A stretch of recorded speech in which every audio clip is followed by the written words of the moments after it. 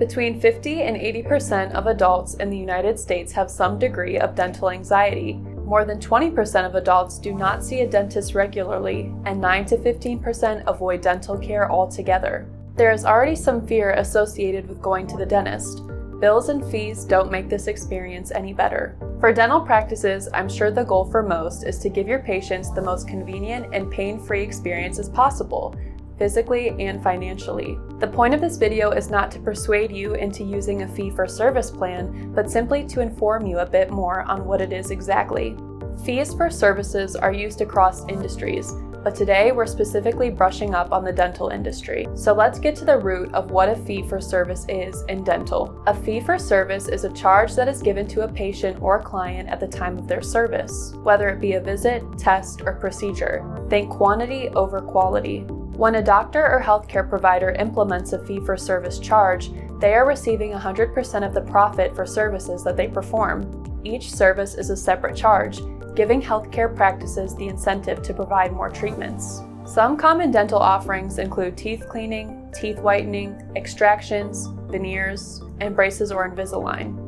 Say that your dental practice offers most, if not all, of the services listed above. If you were to implement a fee-for-service charging system, then a client receiving a teeth cleaning as well as getting x-rays done would essentially pay for both of the services separately. The services would not be bundled together and could potentially result in a higher bill. Pros of moving toward a fee-for-service payment process is that as the dental practice, you will receive the full amount of payment. Using the fee-for-service method can lead to higher revenue because you are being reimbursed for every service offered. The percentage patients pay out of pocket will vary based on insurance and the service received. Another plus is that there is more control in your hands as to what services you offer and their price points. With the fee-for-service model, there's less cooperation between the healthcare practice and insurance providers. As a fee-for-service dental practice, less of your clientele is likely to find you through insurance plans. This means that there's a strong focus in your practice toward current clientele.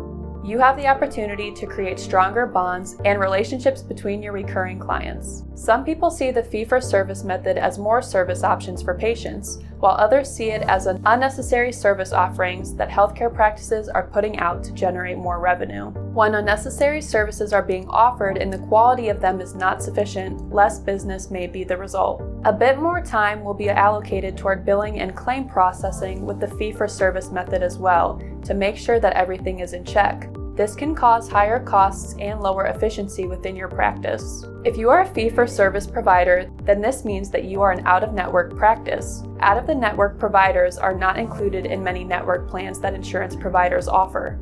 There is also the potential that providers will deny your request for payment on some of the services you are offering, which means that you have to compensate for what was not paid for. Ultimately, this is more money out of your own pocket. Like I mentioned earlier, an easy way to think about fee-for-service is quantity over quality.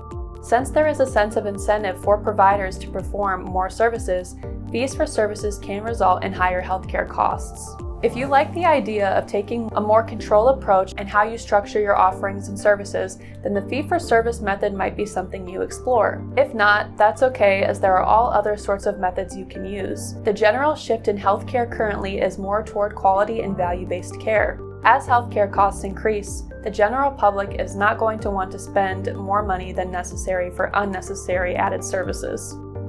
It's all good information to take into consideration. Looking at your clientele, offers, and relationships with insurance providers are all great steps into discovering what works best for your dental practice. If you'd like to learn more about fee-for-service in dental, reach out to eTactics, and you already made it this far into the video, so you might as well like it, share it, and comment below.